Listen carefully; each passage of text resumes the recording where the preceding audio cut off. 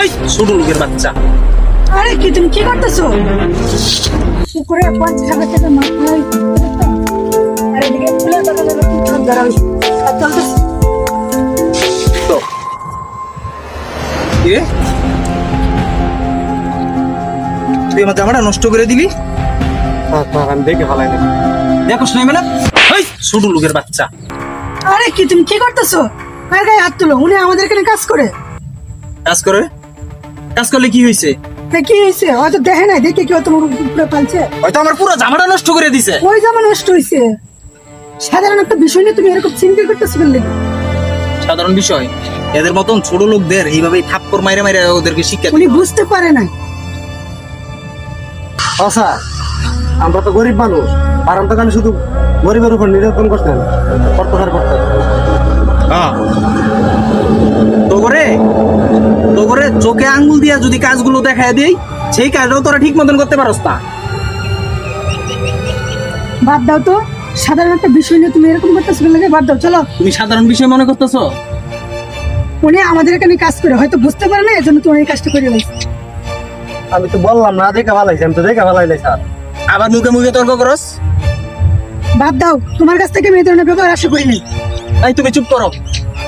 এদের মতন গরিবদের কিছু বাদাম না দিলে না, ওরা ঠিক থাকে না। উনি বুঝতে পারে নাই, বুঝতে পারলে হয়তো তোমার গায়ে পড়তো না। আর তোমার গায়ে তো ময়লা হয় নাই। সবকিছু নিয়ে শুধু রাগারাগি করে। বাদ দাও। এই তুমি কথা কম বলো। যাও তুমি যাও, যাও তুমি, আমি ওর সাথে কথা বলে আসতেছি। যাও। এই তুই আমাদের এখানে কতদিন ধরে কাজ করস? 3 বছর ধরে স্যার। 3 বছর ধরে কাজ করস। তুই জানোস না আমার ব্যাপারে? তুই জানোস না? স্যার জানি জেনে শুনে তুই আমার উপরে এই ময়লাটা ঢিল মেরে ফেলাই দিলি? স্যার, আমি তো বললাম, আমি তো দেখে ভালাই নাই, না দেখে ভালাইছি আপনার। আপনার তো আমি দেখি নাই, দেখলে কেন ফালতাম?